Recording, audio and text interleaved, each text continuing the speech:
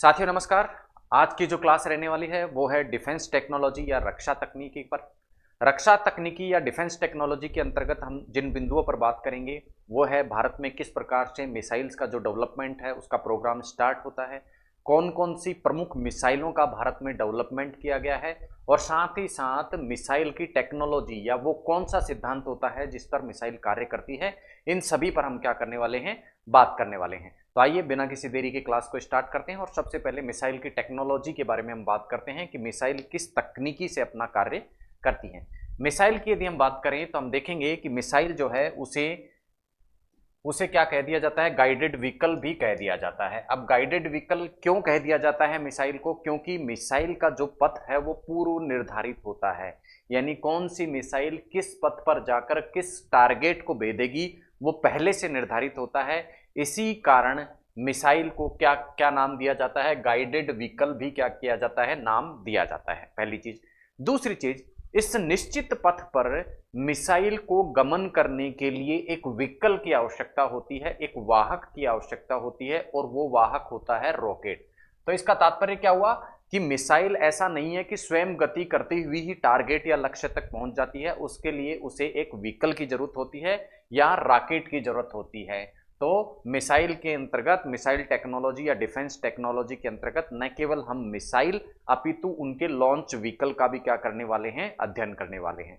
जैसा हम देखते हैं कि अंतरिक्ष में जब कोई सैटेलाइट भेजा जाता है तो उसके लिए भी लॉन्च व्हीकल या रॉकेट का प्रयोग किया जाता है।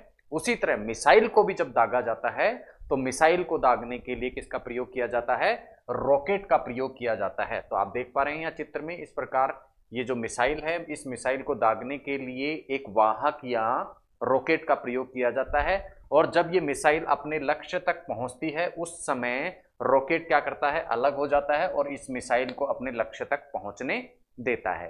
तो ये थी किस प्रकार से मिसाइल अपने लक्ष्य की ओर गमन करती है। उसके बाद अब ये जो गमन करती है अपने पथ पर, जब अपने निर्धारित पथ पर गमन करती है मिसाइल तो वो 3 चरणों में गमन करती है। पहले चरण की यदि हम बात करें तो वो होता है पावर्ड फेज। कौन सा फेज होता है, पावर्ड फेज। देखिए डायग्राम में आप देख पाएंगे, डायग्राम को यदि थोड़ा बड़ा करके मैं आपको दिखाऊं तो इस तरह से आप देखेंगे कि जब भी मिसाइल चलती है तो उसके 3 फेज में वो चलती है, अपनी गति जो करती है वो 3 फेज में करती है। पहली जो मिसाइल की फेज होती है जिसमें वो गति करती है वो होती है लॉन्च फेज। कौन सी फेज, लॉन्च फेज होती है। पावर्ड फेज भी इसे बोल दिया जाता है। कौन सा फेज बोल दिया जाता है, पावर्ड फेज। पावर्ड फेज के अंतर्गत मिसाइल एक निश्चित एंगल पे ऊपर की ओर क्या करती है, गति करती है। तो ये फेज कौन सा हो गया, पावर्ड फेज हो गया। और ऊपर की ओर गति करने के पश्चात मिसाइल क्या करती है, फिर पुनः सीधी हो जाती है और सीधी रेखा में गमन करती है। इस फेज को कौन सा फेज बोल देते हैं, free flight phase, free flight phase. और उसके बाद मिसाइल पुनः नीचे अपने लक्ष्य की ओर गमन करती है। इसे क्या कह देते हैं, री एंट्री फेज कहते हैं, री एंट्री फेज कहते हैं। यानी मिसाइल को एक रॉकेट के साथ संयुक्त किया जाएगा, वो रॉकेट इसे पहले क्या लेके जाता है, ऊपर की ओर लेके जाता है, उस फेज को पावर्ड फेज कह देते हैं। फिर ऊपर की ओर गमन करने के बाद ये वापस से क्षैतिज दिशा में गमन करती है। जब क्षैतिज दिशा में ये मिसाइल गमन करती है तो इसे फ्री फ्लाइट फेज कहते हैं और जब ये वापस से नीचे की ओर आती है तो इसे री एंट्री फेज कह देते हैं। तो इस प्रकार से मिसाइल का जो पथ होता है वो निर्धारित होता है कि किस किस प्रकार से ये 3 फेज या 3 अवस्थाओं से होकर अपने लक्ष्य की ओर बढ़ती है। ये था किसका, मिसाइल के पथ का अवस्थाएं कि कौन कौन सी अवस्था के तहत ये अपने लक्ष्य तक पहुंचती है। तो हमने देखा पहला पावर्ड फेज जिसके अंतर्गत ऊपर की ओर मिसाइल गति करती है। दूसरा फेज था फ्री फ्लाइट फेज जिसके अंतर्गत सीधी रेखा में मिसाइल गमन करती है। और तीसरा जो फेज होता है वो होता है री एंट्री फेज जिसमें नीचे की ओर गति करते हुए लक्ष्य की ओर मिसाइल बढ़ती है। तो ये था मिसाइल की तकनीकी कि किस प्रकार से किसी लॉन्च व्हीकल के द्वारा एक पूर्व निर्धारित मार्ग पर होते हुए मिसाइल क्या करती है, अपने लक्ष्य को भेदती है। अब बात करते हैं मिसाइल के प्रकारों के बारे में। तो मोटे तौर पर यदि मिसाइलों का हम डिवाइडेशन करें तो मिसाइलें कितने प्रकार की हम देखते हैं, 4 प्रकार की मिसाइलें होती है। पहला बैलिस्टिक मिसाइल, और इस बैलिस्टिक की एंटी यानी बैलिस्टिक मिसाइल को नष्ट करने के लिए दूसरी कौन सी होती है, एंटी बैलिस्टिक मिसाइल। कौन सी, एंटी बैलिस्टिक मिसाइल। इसी प्रकार दूसरी क्रूज मिसाइल और चौथी एंटी टैंक मिसाइल। तो चार प्रकार हो गए, पहला बैलिस्टिक मिसाइल, दूसरा क्रूज मिसाइल, तीसरा एंटी बैलिस्टिक मिसाइल या इन्हें इंटरसेप्टर मिसाइल भी कह दिया जाता है, और चौथा एंटी टैंक मिसाइल। अब जो एंटी बैलिस्टिक मिसाइल है, नाम से ही स्पष्ट है कि ये बैलिस्टिक मिसाइलों को नष्ट करने के लिए होती है, और एंटी टैंक मिसाइल जो होती है वो क्या होती है, किसको नष्ट करने के लिए होती है, टैंकों को, युद्ध में जो टैंक प्रयोग किए जाते हैं उनको नष्ट करने के लिए होती है। बाकी की बची जो दो मिसाइल्स हैं, बैलिस्टिक मिसाइल और क्रूज मिसाइल, आइए इनको विस्तार से तुलना करते हुए इनको समझने का प्रयास करते हैं। एक तरफ हम देख रहे हैं बैलिस्टिक मिसाइल और दूसरी तरफ है क्रूज मिसाइल। अब जो बैलिस्टिक मिसाइल होती है उसको बनाने की जो तकनीकी होती है वो अपेक्षाकृत क्या होती है, जटिल होती है, यानी कि इतनी सरल नहीं होती। इसी कारण प्रत्येक देश के पास में बैलिस्टिक मिसाइल बनाने की तकनीकी नहीं होती, और कुछ एक देशों के पास में ही बैलिस्टिक मिसाइल उपलब्ध होती है। विश्व में सभी देशों के पास में बैलिस्टिक मिसाइल उपलब्ध नहीं है, जटिल तकनीकी है, और इसी कारण कुछ एक देशों के पास ही ये उपलब्ध है। और क्रूज मिसाइल का जो निर्माण होता है वो अपेक्षाकृत सरल तकनीक पर आधारित होता है, तो लगभग विश्व में सभी देशों के पास में क्रूज मिसाइल तो मिलती है। नेक्स्ट, चूंकि जटिल तकनीकी है इसलिए इसका निर्माण जो पड़ता है बैलिस्टिक मिसाइल का, वो क्रूज मिसाइल की अपेक्षा इसका निर्माण करना महंगा पड़ता है, जबकि क्रूज मिसाइल इसका निर्माण इससे सस्ता पड़ता है। बैलिस्टिक मिसाइल की यदि लॉन्च की हम बात करें तो बैलिस्टिक मिसाइल को धरती और जल, धरती और समुद्र दोनों से दागा जा सकता है, यानी चाहे धरती से दाग लो चाहे समुद्र से दाग लो, दोनों जगह से इसको क्या किया जा सकता है, लॉन्च किया जा सकता है, दागा जा सकता है। जबकि क्रूज मिसाइल छोटी मिसाइल होती है, इसको धरती से भी दाग सकते हैं, जल से भी दाग सकते हैं, और आकाश से भी इसको क्या किया जा सकता है, लॉन्च किया जा सकता है। लक्ष्य भेदन की यदि हम बात करें तो बैलिस्टिक मिसाइल चूंकि क्या करती हैं, लंबी दूरी तय करके जाती हैं, इसलिए इनका लक्ष्य भेदन होता है वो क्रूज मिसाइल की अपेक्षा कम सटीक होता है। जबकि क्रूज मिसाइल छोटी दूरी का लक्ष्य भेदती हैं, इसलिए इनकी लक्ष्य भेदन क्षमता बैलिस्टिक मिसाइलों की अपेक्षा अधिक क्या होती है, सटीक होती है, अधिक एक्यूरेट होती है। भेदन दूरी की यदि बात करें, रेंज की बात करें कि कितनी दूरी पर जाके ये लक्ष्य को भेद सकती है, रेंज का तात्पर्य हो गया कोई मिसाइल कितनी दूरी पर जाकर लक्ष्य को भेद सकती है, कितनी उसकी रेंज है, वो क्या होती है, वो बैलिस्टिक मिसाइल के लिए अधिक होती है। जबकि क्रूज मिसाइलों के लिए लक्ष्य भेदन की दूरी या रेंज जो होती है वो कम होती है, कम दूरी पर ही लक्ष्यों को भेद सकती है, ये ज्यादा दूरी पर जाकर लक्ष्यों को भेदने में असक्षम होती है। चूंकि महंगी तकनीक है तो मैंने आपको बताया कम देशों के पास उपलब्ध है बैलिस्टिक मिसाइल टेक्नोलॉजी, और क्रूज मिसाइल टेक्नोलॉजी लगभग सभी देशों के पास में उपलब्ध है। भारत के संदर्भ में यदि एग्जाम्पल की बात करें कि कौन सी भारत की मिसाइल जो है वो बैलिस्टिक मिसाइल के अंतर्गत आती हैं और कौन सी क्रूज मिसाइल के अंतर्गत आती है, तो हम देखेंगे कि भारत के पास में पृथ्वी, अग्नि, धनुष, सागरिका, त्रिशूल, आकाश और शौर्य नाम की जो मिसाइलें हैं ये सारी की सारी किस प्रकार की मिसाइलें हैं, ये बैलिस्टिक मिसाइलें हैं। जबकि भारत के पास में ब्रह्मोस और निर्भय नाम की जो मिसाइल है वो क्रूज प्रकार की मिसाइल है। तो ये था क्रूज मिसाइल और बैलिस्टिक मिसाइलों में प्रमुख अंतर, और भारत के संदर्भ में कौन सी बैलिस्टिक मिसाइल है और कौन सी क्रूज मिसाइल है इसके बारे में हमने बात की। अब तीसरे प्रकार की जो मिसाइल हैं वो है एंटी बैलिस्टिक मिसाइल, जिन्हें एंटीसेप्टर मिसाइल भी बोला जाता है, एंटीसेप्टर मिसाइल भी बोला जाता है। और इसके अलावा चौथे प्रकार की मिसाइल हमने देखी थी एंटी टैंक मिसाइल। पहले बात करते हैं एंटी बैलिस्टिक या एंटीसेप्टर मिसाइल की। जैसा कि मैंने पहले भी आपको स्लाइड में बताया था, anti ballistic missile, anti ballistic missile का तात्पर्य बैलिस्टिक मिसाइल को नष्ट करने वाली मिसाइल क्या होती है, एंटी बैलिस्टिक मिसाइल होती है। तो जैसे ये एक कोई देश है, ये दूसरा देश है, अब एक देश ने बैलिस्टिक मिसाइल अपनी दागी, कौन सी मिसाइल दागी, बैलिस्टिक मिसाइल दागी। अब ये दूसरा देश इस मिसाइल से रक्षा के लिए या तो ये बैलिस्टिक मिसाइल इस देश पर पहुंचकर क्या कर देगी, हमला करेगी। उससे पहले यदि इस देश के पास में एंटी बैलिस्टिक मिसाइल होगी तो ये एंटी बैलिस्टिक मिसाइल को दाग देगा। अब एंटी बैलिस्टिक मिसाइल क्या करेगी, इस बैलिस्टिक मिसाइल को क्या कर देगी, नष्ट कर देगी। तो इस प्रकार की मिसाइलों को क्या बोला जाता है, इंटरसेप्टर या एंटी बैलिस्टिक मिसाइल बोला जाता है, जो क्या कर देती हैं, बैलिस्टिक मिसाइलों को लक्ष्य भेदन से पूर्व ही क्या कर देती हैं, समाप्त कर देती हैं, नष्ट कर देती हैं। तो सीधी सी परिभाषा क्या होगी एंटी बैलिस्टिक मिसाइलों की? ये वे मिसाइलें हैं जो बैलिस्टिक मिसाइल को क्या कर देती हैं, नष्ट कर देती हैं। अब बैलिस्टिक मिसाइल को नष्ट करने के लिए एंटी बैलिस्टिक मिसाइलों को बैलिस्टिक मिसाइल की पहचान करना जरूरी है। जैसे मैंने आपको बताया ये एक देश है, ये दूसरा देश है, इसके द्वारा मान लो बैलिस्टिक मिसाइल इस देश के ऊपर दागी गई, क्या दाग दी गई? बैलिस्टिक मिसाइल दागी गई। तो अब इस देश को पता भी तो लगना चाहिए कि हमारे ऊपर बैलिस्टिक मिसाइल आ रही है, तब ही ये देश एंटी बैलिस्टिक मिसाइल को दागेगा। तो उसके लिए क्या होता है, ये देश जब अपनी एंटी बैलिस्टिक मिसाइल तैनात करता है तो उसमें एक तकनीकी लगाता है जिसे रडार तकनीकी कहते हैं। और एंटी बैलिस्टिक मिसाइलों में लगे हुए ये रडार क्या करते हैं, इन बैलिस्टिक मिसाइलों को क्या कर लेते हैं, पहचान लेते हैं, और पहचान कर क्या कर देते हैं, नष्ट कर देते हैं। और पहचान के आधार पर, नष्ट करने के आधार पर एंटी बैलिस्टिक मिसाइल के दो प्रकार होते हैं। पहला प्रकार है एक्सो मिसाइल, या इसे पीएडी पृथ्वी एयर डिफेंस के नाम से भी जाना जाता है, या इसका अन्य नाम प्रद्युम्न भी है।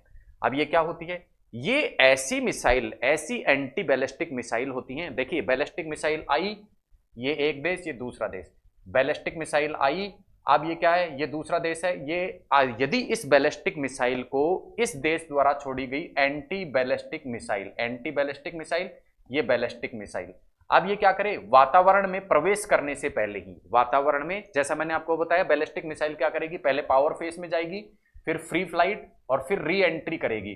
तो जब री एंट्री करने से पहले ही, यानी वातावरण में बैलिस्टिक मिसाइल प्रवेश करे उससे पहले ही, ये एंटी बैलिस्टिक मिसाइल यदि इस बैलिस्टिक मिसाइल को नष्ट कर दे, तो इस प्रकार की एंटी बैलिस्टिक मिसाइलों को क्या बोला जाता है, पृथ्वी एयर डिफेंस भारत के संदर्भ में बोला जाता है, या एक्सो मिसाइल बोला जाता है। यानी ये क्या करती है, बैलिस्टिक मिसाइल को वातावरण में प्रवेश करने से पहले ही क्या कर देती है, नष्ट कर देती है।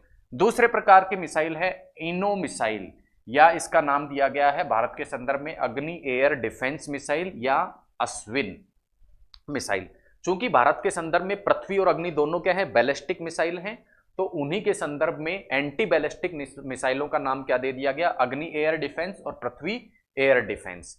अब दूसरी प्रकार की होगी इनो मिसाइल। ये इनो एंटी बैलिस्टिक जो मिसाइल होती हैं, वो बैलिस्टिक मिसाइल को वातावरण में प्रवेश, इस देश ने बैलिस्टिक मिसाइल छोड़ी, ये दूसरा देश, अब वातावरण में प्रवेश करने के बाद में जब एंटी बैलिस्टिक मिसाइल इस बैलिस्टिक मिसाइल को क्या करती है, एंटी बैलिस्टिक मिसाइल वातावरण में प्रवेश करने के बाद में नष्ट करे, तो उस प्रकार की एंटी बैलिस्टिक मिसाइल को क्या कह दिया जाता है, इनो मिसाइल कह दिया जाता है। ये बात हुई किसकी, एंटी बैलिस्टिक मिसाइल की। अब अगली जो मिसाइल है वो है anti tank missile. Anti tank missile आपको नाम से जाहिर हो रहा है कि ये टैंक्स को क्या करती है, नष्ट करती है। युद्ध में जो टैंक चलते हैं उन युद्ध टैंकरों को ये क्या कर देती है, नष्ट कर देती है। और युद्ध टैंकर को नष्ट करने के कारण इन्हें फायर एंड फॉरगेट मिसाइल भी कहते हैं। क्यों फायर एंड फॉरगेट, क्योंकि दागो और भूल जाओ, यानी एक बार दागने के पश्चात ये स्वतः ही लक्ष्य को पहचान कर क्या कर देती हैं, नष्ट कर देती हैं, इसीलिए इन्हें फायर एंड फॉरगेट मिसाइल कहते हैं। अब किस ऐसी कौन सी तकनीकी होती है जो क्या कर देती हैं, इनको लक्ष्य का पहचान करने में सहायता करती है, तो उस तकनीक का नाम है IIR अर्थात इमेजिंग इंफ्रारेड प्रणाली। इमेजिंग इंफ्रारेड प्रणाली इन एंटी टैंक मिसाइलों में लगी होती है, इसलिए ये क्या करती हैं, कुछ रेज भेजती हैं, और रेज भेज के जब भी ये क्या करती हैं, कोई ये तरंगे जब किससे जाके टकराती हैं, टैंक से टकराती हैं, तो इसके आधार पर ये टैंकों की क्या कर लेती है, पहचान कर लेती हैं, और पहचान करके उनको नष्ट कर देती हैं। ठीक है, अब ये जो मिसाइलें होती है, जैसे मैंने आपको बताया दागो और भूल जाओ होती हैं। दागो और भूल जाओ मतलब इनको दागना नहीं पड़ता, लॉन्च बार बार में नहीं करना पड़ता, ये रेडी टू लॉन्च होती हैं, रेडी टू लॉन्च। और रेडी टू लॉन्च की जो प्रणाली होती है मिसाइल की, उसे LOBL lock on before launch के नाम से जाना जाता है। किस नाम से जाना जाता है, लॉक ऑन बिफोर लॉन्च के नाम से जाना जाता है। और लॉक ऑन बिफोर लॉन्च का तात्पर्य क्या है कि ये लॉन्च के लिए रेडी रहती हैं, लॉन्च पैड पे ये मिसाइल क्या होती है, लगी रहती हैं, और जैसे ही क्या करता है, एंड इससे निकलने वाली जो तरंगे हैं वो किसी भी टैंक से टकराती हैं, और जैसे ही इसको पता लगता है कि टैंक इसके रेंज में उपस्थित है, तो ये क्या कर देती हैं, ये मिसाइलें लॉन्च व्हीकल से लॉन्च कर दी जाती हैं। कहां पर? उस टैंक पे। इसी तकनीकी को क्या बोल देते हैं? रेडी टू लॉन्च या लॉक ऑन बिफोर लॉन्च बोल देते हैं। बात करें इसके उदाहरणों की, तो उदाहरणों को यदि हम देखें तो इसके उदाहरण जो हैं वो है नाग। कौन सा उदाहरण है? नाग जो मिसाइल है वो भारत के किस प्रकार की मिसाइल है? एंटी टैंक मिसाइल है। इसकी रेंज की यदि हम बात करें तो रेंज शॉर्ट होती है, 4 से 7 किलोमीटर की दूरी में ही एंटी टैंक मिसाइलें अपने लक्ष्य को पहचान कर उन पर क्या कर सकती हैं? हमला कर सकती हैं। तो ये कौन सी मिसाइलें थी? एंटी टैंक और एंटी बैलिस्टिक मिसाइल। अब बात करते हैं भारत के संदर्भ में कुछ महत्वपूर्ण मिसाइलों का। मिसाइलों के प्रकार हमने देख लिए।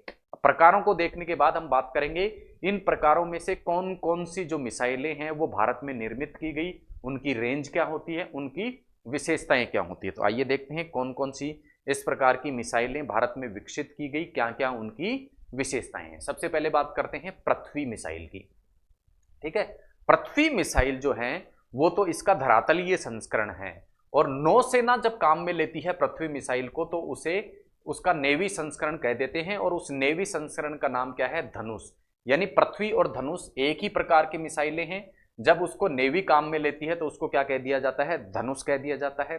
पृथ्वी और धनुष दोनों ही किस प्रकार की मिसाइल हैं? बैलिस्टिक मिसाइल हैं। बैलिस्टिक मिसाइल क्या होती हैं हम देख चुके हैं, यानी कि ये लॉन्ग रेंज की क्या होंगी? मिसाइल होंगी।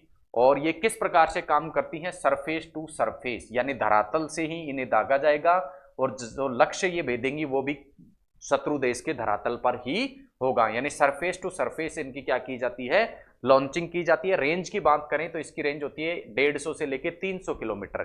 यानी पृथ्वी जो मिसाइल है वो 150 से 300 किलोमीटर की रेंज में जो लक्ष्य स्थित है उसको क्या कर सकती है? भेद सकती है, नष्ट कर सकती है। ईंधन जो प्रयोग इसमें किया जाता है वो वन स्टेज लिक्विड ईंधन क्या किया जाता है? प्रयोग किया जाता है। अब देखिए, ईंधन के लिए मिसाइल की लॉन्चिंग के लिए क्या चाहिए? Launch vehicle. क्या चाहिए? Launch vehicle. अब लॉन्च व्हीकल किससे चलेगा? ईंधन से चलेगा। किससे चलेगा? ईंधन से। ईंधन के रूप में जो पृथ्वी मिसाइल है उसका जो लॉन्च व्हीकल होता है उसमें ईंधन किस प्रकार का होता है? तरल प्रकार का होता है, लिक्विड प्रकार का होता है, और वन स्टेज लिक्विड होता है। अब इस वन स्टेज लिक्विड का क्या तात्पर्य है? जब भी कोई लॉन्च व्हीकल होता है वो क्या होता है? या तो सिंगल स्टेज में होता है या डबल स्टेज में होता है उसका ईंधन।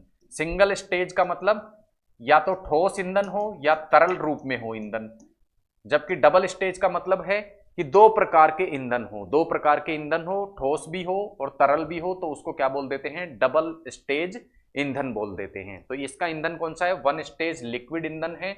और वन स्टेज लिक्विड ईंधन होने के कारण इस पृथ्वी मिसाइल को नियंत्रण में रखना आसान होता है। नियंत्रण में रखना आसान क्यों होता है? क्योंकि जो ईंधन है वो किस प्रकार का है? वन स्टेज लिक्विड है। तो लिक्विड की मात्रा को यदि बढ़ा दिया लॉन्च व्हीकल में तो क्या करेगा? वो तेज गति, उसकी जो गति है उसको क्या किया जा सकता है? नियंत्रित कैसे किया जा सकता है? इस ईंधन की मात्रा को घटाकर या बढ़ाकर। ज्यादा मात्रा देंगे तो लॉन्च व्हीकल की गति को यदि बढ़ाना हो तो ईंधन जो है वो ज्यादा प्रोवाइड कराया जाएगा, कम प्रोवाइड कराएंगे तो उसकी गति क्या रहेगी? कम रहेगी। तो इस प्रकार ईंधन की मात्रा को परिवर्तित करके इनकी स्पीड को भी क्या किया जा सकता है? नियंत्रित किया जा सकता है। अब ये जो मिसाइल हैं, कौन सी? पृथ्वी मिसाइल, इनमें एक विशेष प्रकार का पेंट क्या होता है? किया हुआ होता है। विशेष प्रकार का पेंट क्या होता है? वो पेंट क्या काम आता है? वो पेंट इस पृथ्वी जो मिसाइल है उसको क्या कर देता है? एंटी बैलिस्टिक मिसाइल से छुपा देता है। Anti ballistic missile. अब एंटी बैलिस्टिक जो मिसाइल होती हैं वो क्या करती हैं? बैलिस्टिक मिसाइल की पहचान कर लेती हैं। कैसे? क्योंकि इन एंटी बैलिस्टिक मिसाइलों में एक रडार प्रणाली लगी होती है। ये रडार प्रणाली कुछ तरंगे छोड़ती हैं, और ये तरंगे जैसे ही बैलिस्टिक मिसाइल के क्या आती हैं? संपर्क में आती हैं, तो ये एंटी बैलिस्टिक मिसाइल हमला कर देती हैं। किस पे? बैलिस्टिक मिसाइल पे। तो जब भी हम पृथ्वी मिसाइल को शत्रु देश पर छोड़ेंगे तो ऐसा शत्रु देश जिसके पास में क्या है? पहले से ही एंटी बैलिस्टिक मिसाइल है, वो इसको नष्ट कर देंगे उन पर हमला होने से पूर्व ही। तो उससे बचाव के लिए इस पे किस प्रकार का पेंट किया जाता है? रडार एब्जॉर्बिंग पेंट किया जाता है। और ये रडार एब्जॉर्बिंग पेंट क्या करता है? जो दुश्मन देश की एंटी बैलिस्टिक मिसाइल से आने वाली तरंगे हैं जो इसकी पहचान करा सकती हैं उस शत्रु देश को, उसको क्या कर लेती है? एब्जॉर्ब कर लेती है। और दुश्मन देश की एंटी बैलिस्टिक मिसाइल को पता ही नहीं लगता कि हमारी तरफ बैलिस्टिक मिसाइल आ रही है। उसके बाद आता है दूसरे प्रकार की मिसाइल अग्नि। अग्नि जब हमारी थल सेना काम में लेती है मिसाइल को तो उसे कह दिया जाता है अग्नि। यदि नेवी उसे काम में लेती है, नौसेना काम में लेती है, तो उसे क्या कह दिया जाता है? सागरिका नाम के मिसाइल से जाना जाता है। यह भी एक बैलिस्टिक मिसाइल है। सरफेस टू सरफेस ही ये क्या करी जाती है? लॉन्च, यानी एक सरफेस से दूसरी सरफेस पे क्या की जाएगी? लॉन्च की जाएगी, यानी धरातल से धरातल पर इसकी क्या होती है? लॉन्चिंग की जाती है। रेंज की बात करें तो पृथ्वी से कुछ ज्यादा 700 से लेकर 3500 किलोमीटर इसकी रेंज होती है। ईंधन की यदि हम बात करें तो ईंधन इसमें 1 स्टेज या 2 स्टेज, यानी 1 स्टेज ईंधन भी प्रयोग किया जा सकता है और 2 स्टेज ईंधन भी क्या किया जा सकता है? प्रयोग किया जा सकता है। 1 स्टेज ईंधन में लिक्विड भी प्रयोग, सॉरी 2 स्टेज, जब ईंधन 2 स्टेज ईंधन काम में लिया जाए तो इसका मतलब 2 स्टेज होंगी इसकी लॉन्चिंग की, और दोनों स्टेज में 2 स्टेज में 2 प्रकार के क्या किए जाएंगे? ईंधन काम में लिए जाएंगे, और वो सेम भी हो सकते हैं, यानी लिक्विड भी हो सकते हैं, या सॉलिड भी हो सकते हैं, या सॉलिड लिक्विड भी हो सकते हैं। रेंज क्या होती है इसकी? लॉन्ग होती है। देखा हमने 700 से लेकर 3500 किलोमीटर की दूरी तक ये प्रहार कर सकती है। उसके बाद अगली मिसाइल है त्रिशूल मिसाइल। त्रिशूल मिसाइल भी क्या है? बैलिस्टिक मिसाइल है, लेकिन पहले की 2 मिसाइल हमने देखी थी जो सरफेस टू सरफेस प्रहार कर रही थी, ये कैसे करती है? सरफेस टू एयर क्या करती है? प्रहार करती है। रेंज की यदि हम बात करें तो इसकी रेंज बहुत कम होती है, 9 किलोमीटर ही इसकी क्या है? रेंज है किसकी? त्रिशूल मिसाइल की। और ये क्या होती है? एक गाइडिंग बीम के माध्यम से चलती है, यानी इस मिसाइल को जब लॉन्च किया जाता है तो इसके साथ में कुछ तरंगे भी क्या करी जाती हैं? छोड़ी जाती हैं, और इन तरंगों की दिशा में ही ये मिसाइल क्या करती है? गमन करती है। मिसाइल तरंगों की दिशा में या वेव की दिशा में ही गमन करती है। ये वेव इसकी गाइडेड बीम होती हैं। क्या होती हैं? गाइडेड बीम होती हैं। तो गाइडेड बीम टेक्नोलॉजी पर क्या होती है? ये आधारित होती है, और मुख्यतः इस मिसाइल का जो प्रयोग किया जाता है वो नौसेना के द्वारा सबमरीन्स की रक्षा करने के लिए होता है। सबमरीन्स क्या होती हैं? जो नौसेना का एक जहाज होता है, नौसेना का बड़ा जहाज है, उससे छोटी छोटी जो नौकाएं निकाली जाती हैं उनको सबमरीन होती हैं। ये आगे समुद्र के निचले स्तर पर चलकर क्या करती हैं? समुद्र के नीचे नीचे चलकर क्या करती हैं? पहरेदारी करती हैं, तो उनको क्या कह दिया जाता है? सबमरीन। इन सबमरीन की रक्षा हेतु इन सबमरीन पे क्या होती है? ये त्रिशूल मिसाइल सिस्टम लगा होता है। दुश्मन देश के सबमरीन पर क्या कर सकता है? ये हमला कर सकता है। उसके बाद अगली मिसाइल आती है आकाश मिसाइल। आकाश मिसाइल, तो आकाश मिसाइल भी क्या है? एक बैलिस्टिक मिसाइल है, और ये कैसे वार करती है? सरफेस से एयर में, सरफेस से एयर में ये वार करती है। इसकी रेंज कितनी होती है? 30 किलोमीटर। और फ्यूल कैसा होता है? ईंधन कैसा होता है? 1 स्टेज लिक्विड ईंधन और 1 स्टेज का। ठीक है। अब इसका जो गाइडेंस दी जाती है, जैसे इसमें गाइडेंस किसके द्वारा दी जा रही थी? बीम के द्वारा, गाइडेड बीम के द्वारा। यहां इसको गाइडेंस है किसको? आकाश मिसाइल को गाइडेंस किससे मिलती है? रडार जो वेव होती है उसके द्वारा मिलती है। और एक इसकी मुख्य विशेषता जो आकाश की है वो ये है कि ये एक साथ बहुत सारे लक्ष्यों का क्या कर सकती है? भेदन, यानी एक बार चलाओ अलग अलग लक्ष्यों का क्या कर सकती है? ये भेदन कर सकती है। उसके बाद में अगली मिसाइल आती है अस्त्र मिसाइल। अस्त्र मिसाइल भी क्या है? एक बैलिस्टिक मिसाइल है, लेकिन इसको दागा कैसे जाता है? एयर टू एयर, यानी हवा से हवा पर ही क्या करती है? ये मार करती है।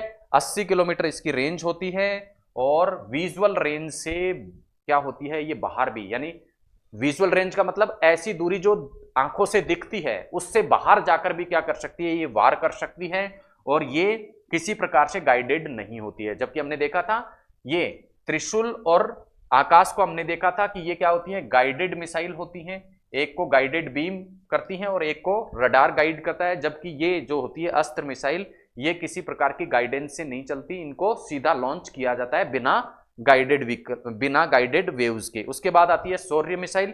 ये भी एक बैलिस्टिक मिसाइल है। सरफेस टू एयर ये क्या करती है? धरातल से आकाश में ये वार करती है। इसकी जो क्षमता है वो बहुत अधिक है, 10,000 किलोमीटर, यानी लगभग पूरा विश्व इसकी परिधि में आता है, इसकी रेंज में आता है। और ये काम करती है 3 स्टेज सॉलिड। ठीक है, 3 स्टेज ईंधन इसमें काम में लिया जाता है, जिसमें से एक स्टेज कौन सी होती है? सॉलिड, दूसरी स्टेज सॉलिड, और तीसरी स्टेज होती है क्रायोजेनिक। क्रायोजेनिक जो है एक विशेष प्रकार का ईंधन है। जब लॉन्च व्हीकल्स के बारे में हम पढ़ेंगे तो हम देखेंगे कि ये क्रायोजेनिक ईंधन क्या होता है। लेकिन क्रायोजेनिक ईंधन जो होता है वो क्या होता है? ऐसा ईंधन होता है जो कि बहुत कम तापमान पर नाइट्रोजन को स्टोर करके बनाया जाता है, और इस ईंधन के माध्यम से 3 स्टेज रूप में लॉन्च व्हीकल का प्रयोग करते हुए ये जो मिसाइल है शौर्य मिसाइल आगे बढ़ती है। चूंकि रेंज बहुत ज्यादा होती है इसलिए इसको एंटी कंटिनेंटल मिसाइल भी बोलते हैं, यानी एक महाद्वीप से दूसरे महाद्वीप पर तक भी ये पहुंच सकती है। और इसकी जो लॉन्चिंग की जाती है, चूंकि दूरी अधिक है इसलिए लॉन्च व्हीकल भी कौन सा प्रयोग में लिया जाता है, वो लॉन्च व्हीकल जो सैटेलाइट को लॉन्च करने के लिए, जिसे GSLV नाम दिया जाता है, जियो सिंक्रोनोमस लॉन्च व्हीकल। लॉन्ग रेंज होने के कारण उपग्रह को छोड़ने के लिए जो लॉन्च व्हीकल प्रयोग लिया जाता है, रॉकेट प्रयोग में लिया जाता है, वही सूर्य को छोड़ने के लिए या सूर्य को लॉन्च करने के लिए प्रयोग में लिया जाता है। नेक्स्ट हम बात करते हैं अगली missile, BrahMos missile. BrahMos missile क्या है, एक क्रूज प्रकार की मिसाइल है। अब क्रूज और बैलिस्टिक मिसाइल में क्या अंतर होता है वो हम प्रारंभ में देख चुके हैं। क्रूज मिसाइल है ये, और इसको न केवल धरातल अपितु आकाश और समुद्र से भी इसको क्या किया जा सकता है, लॉन्च किया जा सकता है। इसकी मारक क्षमता 290 किलोमीटर की रेंज की होती है। इसके कुछ अन्य विवरण की यदि हम बात करें तो ब्रह्मोस जो मिसाइल है, जो इसके नाम से आपको स्पष्ट हो रहा है, ब्रह्मोस, ब्रह्मोस मिसाइल जो है वो रशिया और भारत की ब्रह्मपुत्र नदी के नाम पे ब्रह्मोस, तो भारत और रशिया के सहयोग से ये मिसाइल डेवलप की गई है। तो भारत रूस के सहयोग से ये जो टेक्नोलॉजी इसके निर्माण के लिए दी है वो किसके द्वारा दी गई है, रशिया के द्वारा। तो भारत रशिया सहयोग से ये निर्मित की गई है। सुपरसोनिक स्पीड से ये चलती है। सुपरसोनिक स्पीड का मतलब ध्वनि की जो स्पीड है उससे भी तेज स्पीड से ये चलती है। रडार के द्वारा इसको क्या दिया जाता है, गाइडेंस प्रदान की जाती है, यानी इसका मार्ग जो निर्धारित किया जाता है वो किसके द्वारा, रडार के द्वारा निर्धारित किया जाता है। और इसका जो इसके लॉन्च व्हीकल में जो ईंधन प्रयोग होता है वो 2 स्टेज का क्या होता है, ईंधन प्रयोग किया जाता है। एक से ज्यादा लक्ष्यों को ये क्या कर सकती है, भेद सकती है। इसकी लॉन्चिंग जो की जाती है या तो सीधी ऊर्ध्वाधर की जा सकती है या फिर किसी ना किसी एंगल पर इसकी लॉन्चिंग की जा सकती है, या तो किसी एंगल पे लॉन्चिंग की जाएगी या सीधे ऊर्ध्व दिशा में इसकी लॉन्चिंग करी जाती है। ये बहुत ज्यादा सटीकता से अपने लक्ष्य को क्या करती है, भेदती है। अब बहुत ज्यादा सटीकता से लक्ष्य के भेदन का जो कारण है वो है इसमें पाई जाने वाली एक विशेष प्रकार की तकनीकी, और वो तकनीकी क्या है ZECP टेक्नोलॉजी, जिसे कहा जाता है जीरो सर्कुलर एरर प्रोबेबिलिटी, यानी इसके एरर करने की, गलती करने की जो प्रोबेबिलिटी होती है वो बहुत कम होती है। इस तरह से इसको डिजाइन किया जाता है और उस तकनीकी को क्या बोलते हैं, जीरो सर्कुलर एरर प्रोबेबिलिटी।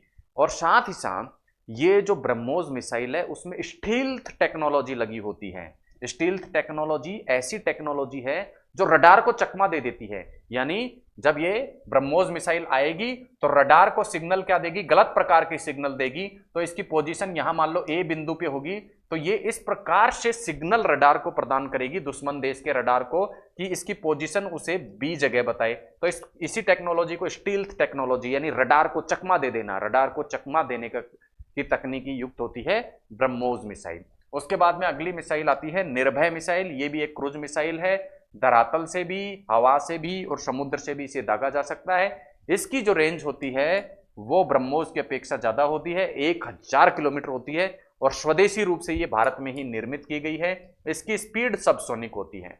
वहां ब्रह्मोस की स्पीड हमने कैसे देखी, सुपरसोनिक यानी ध्वनि से तेज, और इसकी स्पीड होती है सबसोनिक यानी ध्वनि से कम।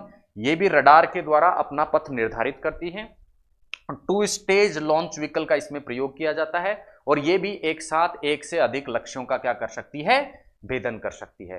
तो ये थे हमारे भारत के पास में जो प्रमुख मिसाइलें हैं वो किस प्रकार की हैं, क्या उनकी विशेषताएं हैं, इन सभी के बारे में इस चार्ट या सारणी के माध्यम से हमने समझा। नेक्स्ट हम बात करेंगे भारत में मिसाइल निर्माण का जो प्रोग्राम था उसके बारे में। सभी प्रकार की मिसाइलें, भारत के पास में कौन कौन सी मिसाइलें वो हमने देख ली, उनकी रेंज हमने देख ली। अब बात करने वाले हम भारत का मिसाइल डेवलपमेंट का जो प्रोग्राम होता है वो कैसे स्टार्ट होता है, कहाँ से स्टार्ट होता है। तो भारत का जो मिसाइल डेवलपमेंट का प्रोग्राम है उसे बोला जाता है IGMDP।